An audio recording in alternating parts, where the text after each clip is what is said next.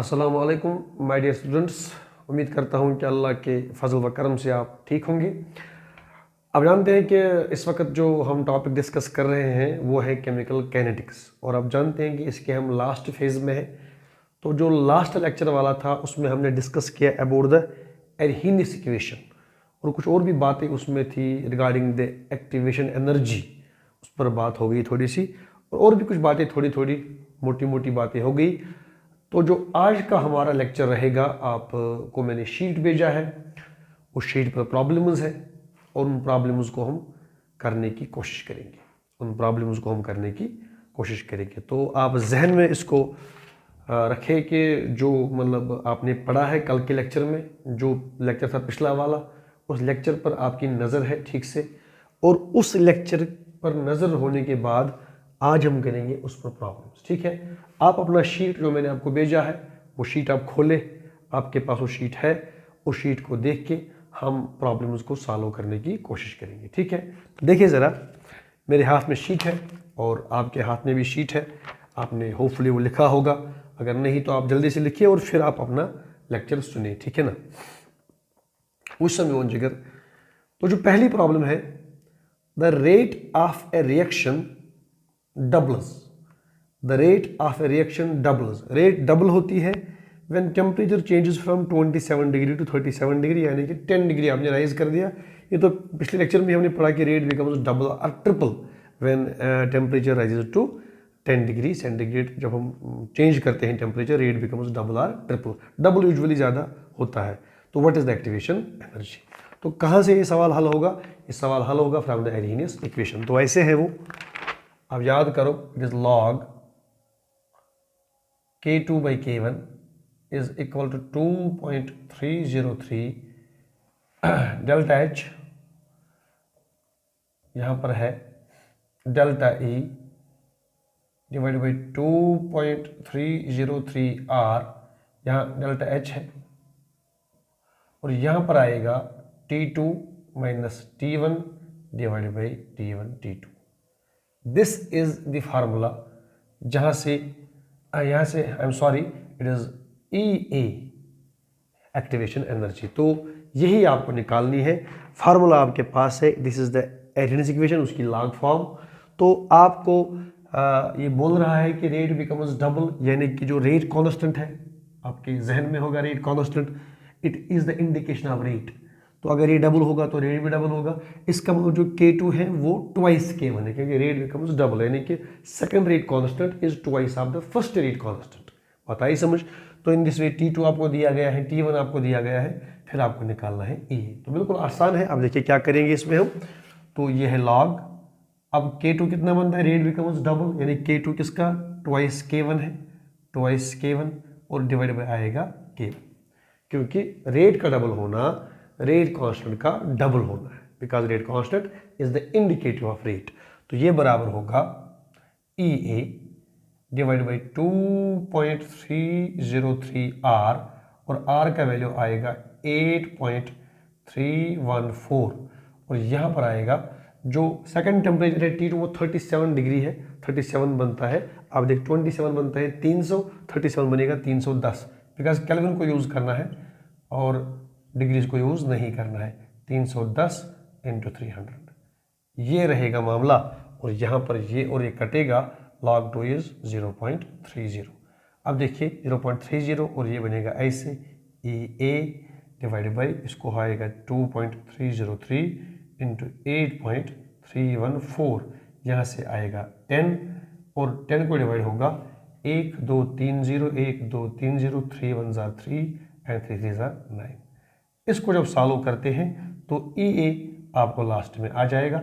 आप सॉल्व करिए, क्योंकि इसको होगा ये मल्टीपल, ये मल्टीपल, ये मल्टीपल, ये मल्टीपल, या मैं ऐसे भी दिखा सकता हूँ, ऐसे होगा EA।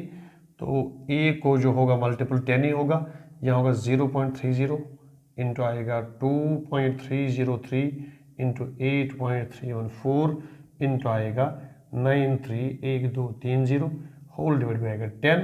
इसको सॉल्व करो तो आपका आंसर आपको मिल जाएगा। बिल्कुल आसान है, कोई इसमें उतना बड़ा मसला नहीं है, सब कुछ दिया गया है। ये आपके टेक्स्ट की प्रॉब्लम है, टेक्स्ट की प्रॉब्लम है और टेक्स्ट की प्रॉब्लम्स को हमें सॉल्व करना पड़ता है अच्छी तरह से, ठीक है ना। तो this is the method by which we can solve this question, ठीक है। आगे चलेंगे, एक और सवाल हम देखेंगे वो क्या है और उसको सॉल्व करने की हम कोशिश करेंगे। दूसरा क्वेश्चन है, आप देख सकते हैं वहां अपने शीट पर, the decomposition of hydrocarbon is given below by the following equation, क्योंकि इसने हाइड्रोकार्बन की डिकम्पोजिशन दिखाई है। तो this is the equation, K is equal to 4.5 into 10 raise to power 11 पर सेकेंड, और साथ में आया है exponential -2800 K divide by T, ये मामला आया है, ठीक है। तो इसमें से आपको क्या करना है, व्हाट इज एक्टिवेशन एनर्जी, तो आपको EE निकालना होगा, EE। तो इसको मैं करूंगा एरिहीनियस इक्वेशन के साथ कंपेयर, वही मामला बनेगा, आप जानते हैं this is the equation K exponential -EA divided by RT। तो इसका मतलब इस A का जुड़ाव इसके साथ है और इसका जुड़ाव इसके साथ है, तो इसका मतलब ये टर्म और ये टर्म बराबर होगी, इसका मतलब -EA divided by RT is equal to -2800, ये केल्विन है, बात आई समझ, ये केल्विन है, और यहाँ पर आएगा डिवाइड बाई T, और मेरे ख्याल से ये और ये जाएगा और इसका मतलब माइनस और माइनस कटेगा, इसका मतलब EA बराबर आएगा 2800 इंटू आएगा 8.314, और इससे इसका आंसर मिल जाएगा। तो बिल्कुल आसान है, आपने कंपेयर कर दिया, ये केल्विन है, ये बिल्कुल केल्विन है, तो इस तरह से आपने ये 2800 केल्विन है तो 2800 है, ये है माइनस माइनस कटा, टी कटा, आर यहाँ जाएगा, इसको मल्टीपल करना है तो आपको आंसर निकालना है किलो जूल्स में, इस तरह से आपका आंसर आ जाएगा। तो बिल्कुल कंपेयर करना है एरिहीनियस को किसके साथ, इस इक्वेशन के साथ, तो ए इसके बराबर होगा, ये एरिहीनियस फैक्टर इसके बराबर होगा और ये ए फैक्टर इसके बराबर होगा, तो इसका मतलब ये और ये बराबर हो गया, तो ए आपको मिल जाएगा, ठीक है। तो इस तरह से बिल्कुल आसान सा मामला है, कोई टेंशन नहीं, आप आराम से कर सकते हैं। एक और मैं बोलूँगा प्रॉब्लम, वो भी आप इंशाल्लाह कर सकते हैं। The rate law of a reaction is given below, तो रेट लॉ दिया गया है, ये भी आसान है। Rate law is equal to K is equal to A raise power 2 and B raise power 3, ये रेट लॉ है। और फिर बोलता है कि if the volume is suddenly reduce to half, तो वॉल्यूम को रिड्यूस क्या करना है, हाफ, तो what is the new rate, तो नई रेट निकालनी है, तो इसको आप रेट 1 करें। अब ये क्या बोलता है कि वॉल्यूम को हाफ करना है, आप जानते हैं कि concentration is inverse of volume, तो कॉमन सेंस की बात है, अगर वॉल्यूम हाफ होगा तो कंसंट्रेशन डबल होगी। अगर वॉल्यूम 3 टाइम्स होगा डिक्रीज, ये 1/3 होगा, 1/3 होगा वॉल्यूम, तो 3 टाइम्स होगा, ये 1/4 होगा, ये 4 टाइम्स होगा, इसका मतलब वॉल्यूम अगर रिड्यूस होगा तो कंसंट्रेशन इंक्रीज हो जाती है। तो अगर वॉल्यूम हाफ होगा, ऐसे आप देखिए C इज इनवर्स ऑफ 1/1/2, ये 2 जाएगा ना ऊपर, तो कंसंट्रेशन में 2 आएगा, इसका मतलब कंसंट्रेशन डबल हो जाएगी। तो इसका मतलब अगर हाफ हो गया तो नई रेट क्या बनेगी, नई रेट बनेगी K तो है ही, कंसंट्रेशन डबल होगी, ये बनेगा 2A रेज पावर 2, ये बनेगा 2B रेज पावर 3। आई बात समझ, because when volume is reduced to half concentration becomes double, ठीक है ना। तो रेट 2 होगी ये, तो रेट 2 किसके बराबर होगी, रेट 2 ये बराबर होगी K, इस 2 को हम बाहर निकाल देंगे, 2 रेज पावर 2, तो अंदर बचेगा A2, इस 2 को भी हम बाहर निकालेंगे 2 रेज पावर 3 और अंदर बचेगा B3। तो rate 2 will be equal to 2 2 जार 4, 2 2 जार 4 2 जार 8, उसके बाद K, उसके बाद A स्क्वायर, उसके बाद B क्यूब, ये बनेगा 32, तो rate will be equal to 32 K A raise power 2 and B raise power 3। तो ये देखिए ये रेट 1 के बराबर है, आप देख सकते हैं ये वाला पार्ट रेट 1, इसको लिखूंगा इट इज रेट 1, इसका मतलब रेट 2, इसका मतलब रेट 2, जो दूसरी रेट है वो बनेगी 32 टाइम्स रेट 1। तो इस तरह से जो नई रेट बनेगी वो पिछली रेट की बनेगी 32 टाइम्स, ये भी आपको इंशाल्लाह आएगा। इसके बाद एक और सवाल है, ये भी आई डोंट थिंक उतना मसला है। T हाफ आपका दिया गया है 10 मिनट्स, तो आपको देखना है कि 100 मिनट्स के बाद परसेंटेज कितनी रहेगी, इस पर तो आपने सवाल किए हैं, तो होपफुली आप ये करेंगे, इसमें कोई इतना बड़ा मसला है नहीं। तो T हाफ दिया गया है, तो 10 मिनट का T हाफ है, तो आपको 100 मिनट के बाद देखना है मामला क्या रहेगा। उसके बाद एक और सवाल है, इसको मैं छोड़ देता हूँ अभी, पहले हम करूँगा इसका दूसरा पार्ट। ये थी फार्मूला आपके पास टेम्परेचर कोएफिशिएंट पर, rate 2 is equal to rate 1, उसके बाद म्यू, यहाँ पर डेल्टा टी डिवाइड बाई 10, ये थी हमारे पास फार्मूला। इसका मतलब अगर ये डेल्टा टी चेंज होगा, म्यू दिया जाएगा, तो फिर आप नई रेट निकाल सकते हैं कि रेट क्या होगी। सवाल है for a reaction at 30 degree centigrade, एक रिएक्शन है 30 डिग्री पर, रेट इज आर, इसकी पहली रेट आर है एंड म्यू इज 2, म्यू 2 है। What is rate at 80 degree centigrade, 30 से आप कहाँ चले गए 80 में, तो नई रेट क्या होगी। इसका मतलब जो पहली रेट क्या है, ये रेट आर है, तो नई रेट क्या होगी, मैं लिखूंगा R2, जो नई रेट होगी। पहली रेट तो R है, अब यहाँ पर म्यू तो 2 दिया गया है, delta T change of temperature कहाँ से कहाँ चला गया, 30 से 80, तो डिफरेंस आएगी 80 माइनस 30 और डिवाइड पे आएगा 10, तो R2 बराबर आएगा, R तो है ही, यहाँ आएगा 2 रेज पावर, बहुत ही आसान सा क्वेश्चन, ये आएगा 50 डिवाइड बाई 10 2 रेज पावर 5, इसका मतलब R2 आएगा 2 2 जार 4 2 जार 8 2 जार 16 2 जार 32, इसका मतलब नई रेट बनेगी 32 टाइम्स R। तो इसका मतलब अगर आप टेम्परेचर चेंज करेंगे फ्रॉम 30 टू 80 डिग्री, जो नई रेट आपकी बनेगी, अगर पुरानी रेट आपकी R है वो बनेगी 32 टाइम्स R। तो इस तरह से ये सवाल भी आप इंशाल्लाह कर सकते हैं, ठीक है। तो इसी पर वो सवाल उसने दिया है, मैंने ये सॉल्व किया क्योंकि उसको सॉल्व करने की जरूरत है, दिया गया है।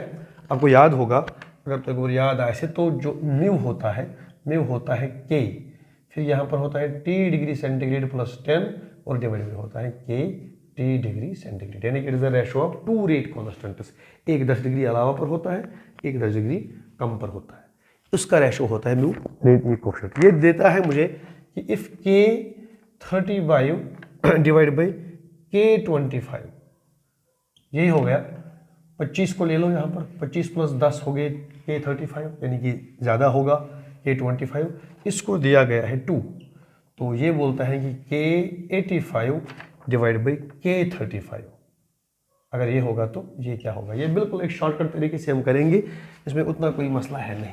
और आप जानते हैं कि 10 डिग्री टेम्परेचर राइज करने से रिएक्शन का जो रेट है वो बिकम्स 2 फोल्ड और 3 फोल्ड, 2 फोल्ड ज़्यादा मशहूर है, ठीक है ना। देखिए मैं कैसे लिखूंगा इसको, मेरे पास ये मसला है, मैं इसको ऐसे भी लिख सकता हूँ, K 85 divide by K 75 into K 75 K 65 into K 65 K 55 into K 55 divide by K 45 into K 45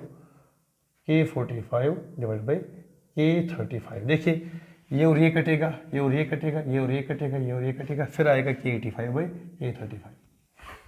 अब आप जानते हैं कि जब 10 डिग्री का राइज होता है तो इनका जो रेशियो है होता है म्यू, इट बिकम्स 2 फोल्ड और 3 फोल्ड। वैसे 2 फोल्ड यहाँ पर ठीक है, तो 2 फोल्ड करेंगे, इसका मतलब 2 बनेगा ये। सिमिलर ये भी 2 बनेगा, ये भी 10 डिग्री ज़्यादा है इससे, तो 2 फोल्ड बनेगा, ये रेशियो भी म्यू 2 फोल्ड बनेगा, इंटू अगेन 2 फोल्ड बनेगा, इंटू अगेन 2 फोल्ड बनेगा, इंटू अगेन 2 फोल्ड बनेगा, तो ये बनेगा इक्वल टू 32। इसका मतलब इन दोनों का रेशो किसके बराबर, अगर ये और ये डिवाइड में होगा ये, तो इनका रेशो जो होगा वो होगा 2 इंटू 2 इंटू 2 इंटू 2 इंटू 2, ये बनेगा 32। इस तरह से ये मामला भी आप कर सकते हैं। तो अब सवाल है थोड़े से कॉन्सेप्चुअल 2 क्वेश्चन है, उनको भी हम करेंगे आराम से, देखते हैं वो कॉन्सेप्चुअल क्वेश्चन क्या है। कॉन्सेप्चुअल क्वेश्चन जो है ये हमें बोलता है कैन एक्टिवेशन एनर्जी बी 0 और नेगेटिव, क्या ये 0 या नेगेटिव हो सकती है। आइए यहाँ पर लिख लीजिए K is equal to A exponential minus EA divide by RT। यही पर हम इस मसले को हल करेंगे, क्या ये 0 हो सकती है या क्या ये नेगेटिव हो सकती है। अब जहन में रखिए इनमें 2 फैक्टर जो है, एक ये फैक्टर है और दूसरा ये फैक्टर है। इस फैक्टर को बोलते हैं Arrhenius factor, frequency factor, pre exponential factor, it gives the total number of collision. और ये जो फैक्टर है it's called as Boltzmann factor, ये उन कोलिजन्स को देता है, ये देता है सारे कोलिजन्स को A, लेकिन ये उन कोलिजन्स को देता है जिनकी एनर्जी थ्रेशोल्ड से ज्यादा होती है, which are called as the effective collisions. तो टोटल में से ये खींच के निकालता है उनको जिनकी एनर्जी होती है मोर देन थ्रेशोल्ड एनर्जी। बात आई समझ। अब ये बोलते हैं क्या ये 0 हो सकती, let us see, let us put let EA equal to 0। इसका मतलब क्या हुआ, K will be equal to, A तो है ही, एक्सपोनेंशियल तो है ही, -0/RT, तो ये तो 0 ही हो गया, तो k is equal to A exponential 0, A0 is 1, तो इसका मतलब k will be equal to a। ये मामला हमारे पास आ गया। अब मसला है, अगर लेट आपने किया A0, जो रिजल्ट आपको मिल गया वो रिजल्ट कितना परफेक्ट है। अगर वो रिजल्ट परफेक्ट होगा तब आपका लेट ठीक करना है, let A is equal to 0, तो हो सकता है 0, लेकिन अगर आपका रिजल्ट गलत है तो आप ए को 0 नहीं बना सकते। मैथ में आप जानते हैं हम कभी सपोज करते हैं, कभी एज्यूम करते हैं, फिर लास्ट में देखते हैं कि आवर सपोजिशन इज रॉन्ग और our supposition is right. K is equal to A, इसका मतलब जो रेट कांस्टेंट है, इसका मतलब जो रेट कांस्टेंट है, rate constant is the indicative of rate, it is equal to A. इसका मतलब रिएक्शन में जो सारे कोलिजन्स हैं, सारे कोलिजन्स 10⁻23, वो सारे रेट में अपना कमाल दिखाएंगे, वो सारे रेट के अंदर एंटर होंगे, यानी every collision will be effective. बात आई समझ? तो रिजल्ट क्या है कि सारे कोलिजन्स वो दाखिल किसमें है, रेट कांस्टेंट में, they are inside the rate constant. इसका मतलब एवरी कोलिजन इज इफेक्टिव। और पिछले दिनों हमने डिस्कस किया हुआ कि हर कोई कोलिजन इफेक्टिव नहीं हो सकता, और के तो ए के बराबर हो ही नहीं सकता। हमेशा जो के होगा ये कम होगा। अगर आपको याद होगा, आउट ऑफ 10⁻23 कोलिजन्स हम 10⁻14 या 10⁻8 तक आए थे। नहीं, सारे इफेक्टिव नहीं हो सकते, नहीं कम होंगे इफेक्टिव जो डिसाइड करेंगे रेट ऑफ रिएक्शन। तो इसका मतलब है सारे ही करते हैं रेट को डिसाइड। इसका मतलब ये हुआ कि this result is wrong, this result is wrong. नहीं, सारे कोलिजन्स रेट में डिसाइड नहीं करेंगे, वरना will be only having very very fast reaction. इस पर बहस कर चुके हैं। इसका मतलब कि इज नॉट इक्वल टू ए, ये हो ही नहीं सकता। इसका मतलब ये हुआ कि activation energy can not be equal to 0, ये 0 नहीं हो सकती। बात आई समझ? अब इसके बाद आगे चलते हैं। अब ये बोलता है क्या ये नेगेटिव हो सकती है? तो अगर ये नेगेटिव होंगे, देखते हैं क्या होता है वहां पर। तो k will be equal to a exponential minus, तो इसको माइनस करते हैं, -EA डिवाइडेड बाई RT, फिर ये प्लस बनेगा। इसका मतलब k एक्सपोनेंशियल, ठीक है ना, ये हो गया EA डिवाइड बाई RT। तो ये हो गया एक्सपोनेंशियल x, ये तो टर्म बन गई पॉजिटिव, ये ऐसे बन गया e rays power x, wire x is greater than 0। इसका मतलब ये जब x होगा ग्रेटर देन 0, तो आप देख सकते हैं जब a को मल्टीपल इससे करेंगे पॉजिटिव टर्म से, because e rays power x बनेगा, x इज ग्रेटर देन 0, क्योंकि ये पॉजिटिव बन गया ना, पॉजिटिव होता है ग्रेटर देन 0, ये e रेज़ पावर x है ना, तो x इज ग्रेटर देन 0। तो इसका मतलब जब इस a को मल्टीपल इससे होगा तब किसके बराबर आएगा, a के बराबर। इसका मतलब k बनेगा ग्रेटर देन a। अब खुद देखिए यहाँ पर ये टर्म बन गई ना पॉजिटिव, तो e रेज़ पावर x बन गई, e रेज़ पावर x, मगर x क्या है, ग्रेटर देन 0। अब यहाँ देखिए पावर है ना पॉजिटिव, तो ग्रेटर देन 0 है। इसका मतलब जब a को मल्टीपल होगा किसी पॉजिटिव से तब इस k के बराबर है। इसका मतलब k is greater than a। ये रिजल्ट तो आप देखिए पूरा का पूरा एब्सर्ड रिजल्ट है हमारे लिए। अगर किसी रिएक्शन में मतलब सारे कोलिजन्स बनेंगे इफेक्टिव, हालांकि वो इम्पॉसिबल है, तो कितने बराबर जी, वो तो वो a बन सकते थे, लेकिन यहाँ पर तुम्हारा k जो है वो बन सकता है ऐसे, आप वो बन सकता है a से भी ज्यादा, यानी 10⁻23 कोलिजन तो होते हैं रिएक्शन में, लेकिन आपके k में एंटर है उससे ज्यादा कोलिजन। ये ऐसी बात हो गई, किसी इंसान के पास 1000 रुपया है, लेकिन उसने बोला मुझे लाख की चोरी हो गई। ओ भाई, अगर आपकी चोरी होती तो कम से कम 1000 के बराबर होती या उससे कम होती, आप तो लाख की बात कर रहे हैं, ये तो रिजल्ट ही गलत है। इसका मतलब ये जो a है, ये जो a है, k इससे ज्यादा तो हो ही नहीं सकता, इसके बराबर भी तो पॉसिबल नहीं है। इसका मतलब this result is absolutely wrong. नहीं, ऐसा तो नहीं है कि सारे कोलिजन्स इफेक्टिव नहीं बन सकते, एंड इवन सारे जो हैं उनसे ज़्यादा कोलिजन्स आपको मिलेंगे इफेक्टिव, तो ये तो बिल्कुल इम्पॉसिबल है, ये रॉन्ग है। इसका मतलब this energy can not be equal to negative, तो ये 0 हो सकती है, नहीं नेगेटिव हो सकती है। तो आप समझे मेरी बात, थोड़ा सा मैं यहाँ पर आपको समझाऊंगा, आप ऐसी बात समझे। तो what is meant by the activation energy, ये होता है इसका बैरियर, इसी बैरियर के लिए हम देते हैं एक्टिवेशन एनर्जी। बात आई समझ? तो if this barrier is there then there is activation energy.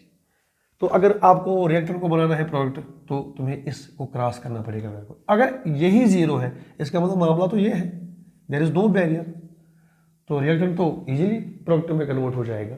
ये तो ऐसी बात हो गई कि आपने टीडीसी पास कर लिया, आपके पास कोई एंट्रेंस है ही नहीं, कोई एग्जाम ही नहीं है, डायरेक्टली आप डॉक्टर बन गए, तो नहीं, there should be a barrier, there must be an examination, वही तो क्वालिफाई करना है तब जाके बनेंगे। फिर ना कोई भी टॉम डिक एंड हैरी जाएगा और वो डॉक्टर बनेगा, नहीं, there should be a barrier, तभी तो बनती है ना, तभी तो बात बनेगी, there should be a barrier. इसलिए ये तो जीरो का मतलब है यहाँ है ही नहीं एक्टिवेशन एनर्जी, तो फिर क्या बनता है, एक रिएक्शन का मजाक तो बन जाएगा, because there must be a barrier, और वो क्रॉस करना है रिएक्टेंट उसको in order to convert to products. लेकिन जब जीरो होगा तो देयर इज नो बैरियर, तो इसकी कोई इंपॉर्टेंस, इसकी कोई मतलब सेंस नहीं बनती। आप बात समझ गए। और आप बोलते हैं ये नेगेटिव है तो कैसा बैरियर, ऐसा होगा बैरियर, भाई बैरियर मीन्स तो आपको ऐसे ही क्रॉस करना है, तो ये कौन सा बैरियर हो गया नेगेटिव में। इसका मतलब ये है कि दोनों सूरतों में ये सेंस नहीं बनती, there should be a barrier and activation energy has to be positive, तो नहीं जीरो हो सकती है नहीं नेगेटिव हो सकती है। तो इस तरह से ये मसला भी यहाँ पर सॉल्व हो जाएगा। अब एक और बात भी आप समझ लें, थोड़ा सा आपके लिए मैं ये बोल दूँ, ये बड़ी अहम बात है, आपको ये सुननी है। कभी कभी अगर एक रिएक्शन आपके पास है, वो मल्टी स्टेप रिएक्शन है, और मल्टी स्टेप में आपके पास दो दो बनेगी एक्टिवेशन एनर्जीज, तो फिर कौन सी एनर्जी आप लेंगे एक्टिवेशन, क्योंकि आपके पास दो स्टेप्स है। पहले स्टेप का K1 होगा, उसकी होगी अपनी activation energy A1, second step का K2 होगा, उसकी अपनी होगी, या थर्ड का होगा K3, तो इसको आप ऐसे करेंगे। अगर आपके पास मल्टी स्टेप रिएक्शन है, इसका रेट कांस्टेंट K1 है, इसका K2 है, इसकी एक्टिवेशन एनर्जी है A1, इसकी है A2, तो कैसे निकालेंगे आप नेट एक्टिवेशन एनर्जी, तो E बराबर होगा, वो होगा K1 EA1 plus K2 EA2। Problem को सॉल्व करने के लिए शायद नीट वाले आपसे पूछेंगे divide by K1 plus K2।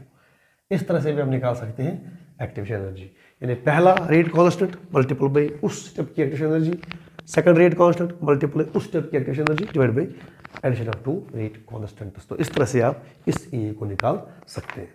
ठीक है, तो ये मामला तो हो गया। तो आई होप कि इस पर आपको मतलब आएगा, आपको कोई टेंशन नहीं है। लेकिन एक सवाल आपके सिलेबस में है लास्ट में, एक सवाल आपके सिलेबस में है लास्ट में, वो सवाल आप ज़रा देखिए। वो सवाल है मैकेनिज्म ऑफ रिएक्शन, वो सवाल है मैकेनिज्म ऑफ रिएक्शन।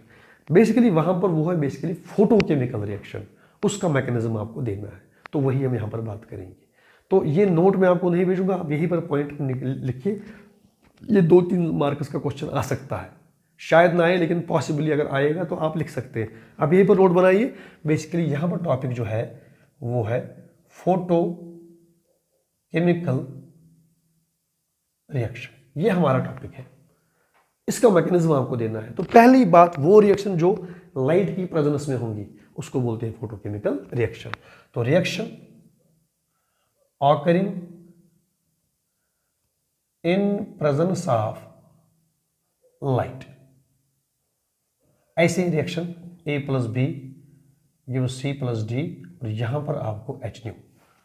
आई बात समझ, H न्यू का मतलब है लाइट, इसको बोलते हैं फोटोकेमिकल रिएक्शन। बहुत सारे एग्जाम्पल इसके हैं, हमारे पास ये एग्जाम्पल है H2 plus Cl2 gives twice HCl, H2 plus Br2 gives twice HBr। बहुत सारी इसकी इंपॉर्टेंसेस है, बहुत सारी examples, these are photochemical reactions.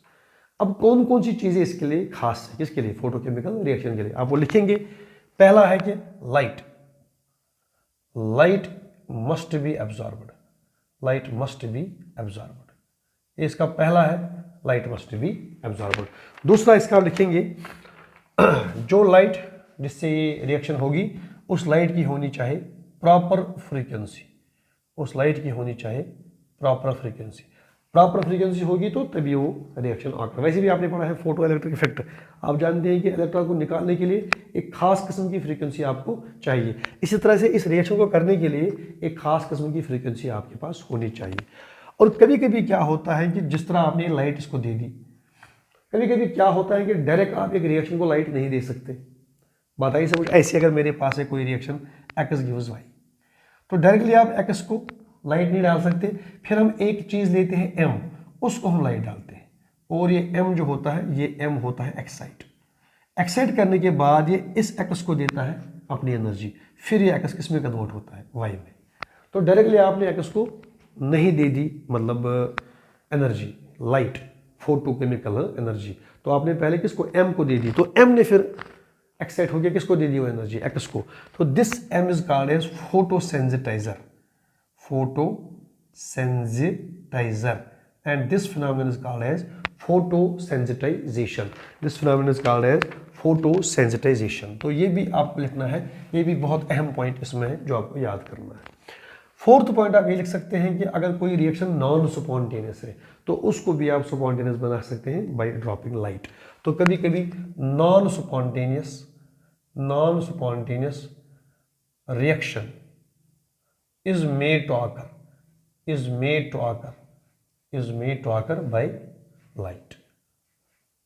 तो इसकी बेस्ट एग्जांपल जो है वो है फोटोसिंथेसिस।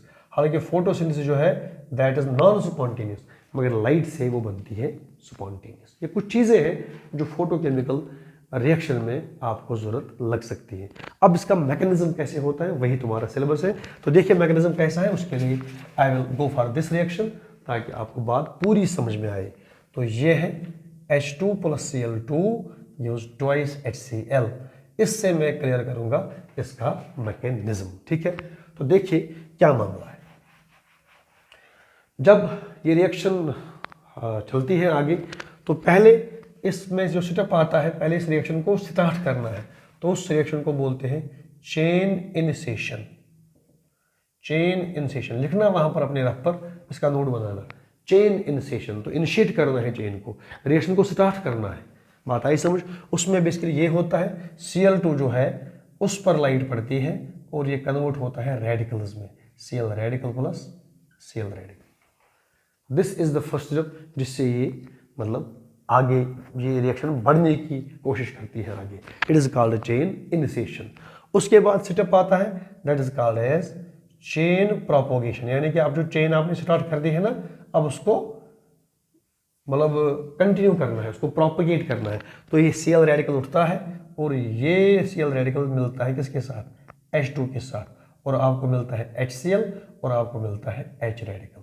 ये H रेडिकल उठता है, ये मिलता है दूसरे Cl2 के साथ और आपको बनता है HCl और आपको मिलता है Cl रेडिकल। तो इन this way this reaction goes on and on. HCl बनता है, साथ में रेडिकल्स बनते हैं और HCl की भी मतलब फॉर्मेशन हो जाती है। उसके बाद हम करते हैं लास्ट में चेन टर्मिनेशन, यानी कि जब जहाँ चेन बंद होती है हम करते हैं चेन टर्मिनेशन। तो उसमें क्या करते हैं चेन टर्मिनेशन में, उसमें रेडिकल्स को हम बांध देते हैं, क्योंकि ये रिएक्टिव स्पीशीज होते हैं, इनको बांध देते हैं। तो H रेडिकल को डालते हैं H रेडिकल के साथ और वो H2 बनता है। Cl रेडिकल को डालते हैं Cl रेडिकल के साथ और वो Cl2 बनता है, और H रेडिकल को डालते हैं Cl के साथ और वो HCl बनता है। In this way this whole phenomena goes. और इसी को बोलते हैं चेन इनिशिएशन, इसी को बोलते हैं चेन प्रोपोगेशन, इसी को बोलते हैं चेन टर्मिनेशन। तो बिल्कुल आसान याद करना है। आई थिंक आपको इसमें कोई उतना बड़ा इशू नहीं है याद करने में, इजीली आप इसको याद कर सकते हैं। अब last but not the list, एक सवाल छोड़ा था मैंने पहले, हालांकि मुझे वो पहले पढ़ाना था, लेकिन मसला ये था कि बहुत सारे कॉन्सेप्ट्स आपने नहीं पढ़े थे, इसलिए उस क्वेश्चन को मैंने लास्ट में ले लिया है। It will take hardly 5 minutes. तो वो लेक्चर है फैक्टर्स अफेक्टिंग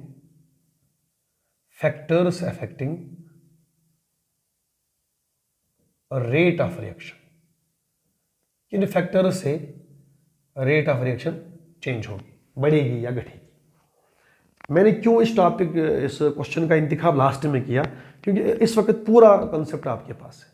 उनके लिए जिन्होंने लेक्चर्स देखे, अब जिन लोगों ने नहीं देखे उनके लिए मैं बात ही नहीं कर सकता, सारे चीज आपके पास है। तो जो पहला फैक्टर है वो है nature of reactants. Nature of reactants ये पहला है। समटाइम्स आपके पास ऐसे होंगे रिएक्टेंट कि रेट ऑफ रिएक्शन काफी तेज होगी, समटाइम्स ऐसे होंगे कि रेट ऑफ रिएक्शन स्लो होगी। फेमस एग्जांपल ये रही twice CO + O2 gives twice CO gives twice CO2। तो ये तो फास्ट है, और twice NO + NO2 + O2 gives twice NO2, और ये स्लो है। ठीक है, तो ये स्लो है, तो ये फास्ट है और ये स्लो है। हालांकि रिएक्शन का मिजाज आप देख सकते हैं तकरीबन सेम टू सेम है, दोनों में ऑक्सीडेशन है, एक में नाइट्रिक ऑक्साइड की है, एक में कार्बन मोनोऑक्साइड की है। सर वो फास्ट क्यों है, ये स्लो क्यों है? बेसिकली ये मसला है, आपने जाना है ये रिएक्शन में होती है bond breakage and bond formation. तो इन बॉन्ड्स को तोड़ना है, इन बॉन्ड्स को, तो ये बॉन्ड बनेगा, इन बॉन्ड्स को तोड़ना है। बेसिकली ये फास्ट क्यों है, क्योंकि CO के बॉन्ड को तोड़ना, इसके बॉन्ड को तोड़ना आसान है। Bond breakage easy, bond breakage easy, and यहां पर बॉन्ड ब्रेकेज डिफिकल्ट। अब एक में आपको बाण को तोड़ना मुश्किल है, एक ही बाण को तोड़ना, तो जहां बाण को तोड़ना आसान होगा तो जल्दी से बाण टूटेगा, जल्दी से होगी कंबशन है, जल्दी से रिएक्शन होगी। तो इसका मतलब यह है कि जिन रिएक्टेंट्स में बॉन्ड्स मुश्किल है तोड़ने, वहां पर rate of reaction will be fast. जिनको तोड़ना बड़ा आसान है, फास्ट। और जहां पर बॉन्ड्स को तोड़ना मुश्किल है, wire the bonds are difficult to be broken down, the rate of reaction will be slow. In this way ये मामला होगा bond breakage and bond formation का। तो ये है पहला फैक्टर जिसको हम बोलते हैं नेचर ऑफ रिएक्टेंट्स। तो इस तरह से जहां पर आपको लगा कि बॉन्ड तोड़ना मुश्किल है तो वहां पर rate will be slow, bond तोड़ना आसान है, rate of reaction is fast, simple as that. तो दूसरा फैक्टर आएगा, ये भी आप जानते हैं, इस पर बहस ही मुझे नहीं करनी है, तो वो है टेम्परेचर। और आप जानते हैं, मैंने आपको बोल भी दिया है कि रेट ऑफ रिएक्शन जो है it is direct to temperature, और इसका रीज़न मैंने पूरा समझा दिया आपको, नोट भी मैं आपको भेजूंगा कि रेट ऑफ रिएक्शन से नंबर ऑफ कोलिजन्स नहीं बढ़ते, मगर रेट ऑफ रिएक्शन से इनइफेक्टिव कोलिजन्स इफेक्टिव बनते हैं। बात आई समझ? और उन मॉलिक्यूल्स का नंबर बढ़ता है, उन मॉलिक्यूल्स का नंबर बढ़ता है जिनकी एनर्जी है more than the threshold energy. और ये है राज why rate increases with increase of temperature. आई बात समझ? ये भी आपको माशाल्लाह पता है। एक और है फैक्टर जो आप जानते हैं, दैट इज कैटलिस्ट। मैं आपको समझाता हूं कैटलिस्ट क्या करता है। देखिए, ये कैटलिस्ट है, एक रिएक्शन मेरे पास है, ये कैटलिस्ट है, ये है रिएक्टेंट, ये है प्रोडक्ट, रिएक्टेंट, ये है product, and this is activation energy. तो ये है एनर्जी, ये है प्रोग्रेस। क्या करता है कैटलिस्ट? यूजुअली जब हम कैटलिस्ट की बात करते हैं ना, तो हम इसको इस मिजाज में बोलते हैं कि इट इज पॉजिटिव कैटलिस्ट, जो रेट को बढ़ाता है, वरना it can be negative also, जो रेट को घटाता है। चलिए पॉजिटिव की ही बात करते हैं। पॉजिटिव कैटलिस्ट क्या करेगा? वो ऐसे करेगा, वो इस रिएक्शन को देगा एक और पाथ, बोलेगा इस पाथ से मत जाओ, इसमें एनर्जी बहुत ज़्यादा है, I will give the alternate path of low activation energy. और देखिए, अगर ये चढ़ाई इसमें, मतलब ये चढ़ाई मिली इसको, ये कैटलिस्ट करेगा, इसको देगा एक और चढ़ाई, शॉर्टकट दिखाएगा इसको, तो आप देखिए कितना कम हो गया एनर्जी का बैरियर। तो this rate of reaction, rate versus this reactant versus product, जल्दी से कन्वर्ट होगा इनटू प्रोडक्ट, तो रेट बढ़ेगी। क्यों? क्योंकि कैटलिस्ट ने रिएक्टेंट को एक अल्टरनेट पाथ दिया, और उस पाथ में there is less activation energy. बात आई समझ? और अगर ये पाथ हम देंगे तो इस पाथ में काफ़ी मशक्कत लगेगी, काफ़ी मेहनत लगेगी, इसलिए यहाँ पर रेट ऑफ रिएक्शन भी स्लो। लेकिन अगर आपने नेगेटिव कैटलिस्ट चूज किया तो वो तो ज़्यादा ही खराब करेगा आपको, वो तो आपको एक और पाथ देगा जिसके अंदर सबसे ज़्यादा है। तो ये पॉजिटिव कैटलिस्ट है, ये पॉजिटिव है, और नेगेटिव तो आपको यहाँ ले जाएगा, शायद ये बनेगी आपकी एक्टिवेशन एनर्जी और यहाँ ले जाएगा आपको, इट इज़ नेगेटिव कैटलिस्ट। और जब ये चढ़ाई बनेगी एनर्जी की, तो ऑब्वियसली जो रेट ऑफ रिएक्शन है वो तो स्लो हो जाएगी, क्योंकि इसको क्रॉस करना तो बड़ा मुश्किल है। आप बात समझ गए? दिस इज द कैटलिस्ट, जो हमारे लिए कैटलिस्ट करता है ना, ये बहुत ही अहम मसला है कि it gives the reaction an alternate path, एक अलग सा रास्ता, शॉर्टकट, यहाँ से जाओ, यहाँ से आसानी है, तो उससे रेट बढ़ती है। Many molecules of reactants they cross the barrier and they form the products. लेकिन यहाँ पर वेरी लेस विल बी, मतलब very less will be there, मतलब they are able to cross the barrier, इसमें रेट कम हो जाएगी। तो इसके होने से यही ठीक है विदाउट कैटलिस्ट, और इसके होने से ये बेहतर है, इससे बेहतर तो ये है, इसमें आपको मिलेगा less energy barrier and many can pass the barrier and will form the products. ठीक है। उसके बाद एक और है, वो आप जानते हैं, फिर सरफेस एरिया। तो सरफेस एरिया तो बड़ा ही आसान है, सरफेस एरिया आप जानते हैं। सरफेस एरिया में आपको ये देखना है, और ये भी आपको याद रखना है कि rate of reaction is directly proportional to surface area. और देखिए, इसका सिंपल सा मामला है, जब सरफेस एरिया ज़्यादा होता है तो रेट ऑफ रिएक्शन भी ज़्यादा होती है। मैं सिंपल एक एग्जांपल आपको देता हूँ। अगर आप एक लॉग ऑफ वुड ले लेंगे, लॉग ऑफ वुड, मूड कशिर पट, लॉग ऑफ वुड, अगर उसको हम देखिए, एक जिसको शहतीर बोलते हैं, तो उसको अगर आप जलाएंगे वो जलेगा नहीं, बड़ा मुश्किल होगा उसको जलाना। लेकिन फिर आप उसको पीसेस में बांट दें, पीसेस में फिर जलाइए तो जल्दी। तो कभी अगर आप कभी आग तैयार कर रहे हैं तो छोटी छोटी लकड़ियाँ आप लाते हो ना, ताकि सरफेस एरिया बढ़ जाए। अगर एक ही लॉग आपने लाया, एक ही मतलब आपने लाया बड़ा सा, मतलब बर्जिनियड का शिरपट, बड़ा सा लॉग का फूड आपने लाया, उसको जलाएंगे वो जलेगा नहीं, क्योंकि सरफेस एरिया ज़्यादा होगा तो रेट ऑफ कंबशन भी मोर, इसलिए surface area is more, rate of reaction is more. आई बात समझ। और उसके बाद एक और रिजल्ट आएगा, बिल्कुल मैं दोनों को यूज़ करूंगा। एक आएगा डाई इलेक्ट्रिक कांस्टेंट और दूसरा आएगा electric field and magnetic field. ये भी दोनों हमारे पास है, ये भी फैक्टर्स अफेक्ट करते हैं, और ये दोनों फैक्टर्स असर करते हैं गंदा मॉलिक्यूल्स और पोलर। और अगर पोलर मॉलिक्यूल्स होंगे और आप यूज़ करेंगे डाइलेक्ट्रिक कांस्टेंट या करेंगे इलेक्ट्रिक फील्ड या मैग्नेटिक फील्ड, तो आप याद रख लीजिए रेट ऑफ रिएक्शन, मगर पोलर के लिए रेट ऑफ रिएक्शन इंक्रीजेस। अगर तुम यूज़ करेंगे हाई डाइलेक्ट्रिक कांस्टेंट, आप यूज़ करेंगे high electric field and high magnetic field. मगर मसला है molecule are suppose to be polar.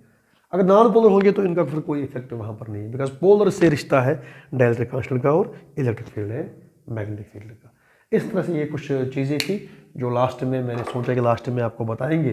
तो इन दिस वे आज हमारा जो चैप्टर है गैनेटिक्स का ये ओवर हो गया। तो इंशाल्लाह अब नए चैप्टर में आपसे बात करेंगे ऑनलाइन क्लासेस में। जब तक के लिए वमा अलैना इल्लल बलागुल मुबीन। ठीक है जी, चलिए।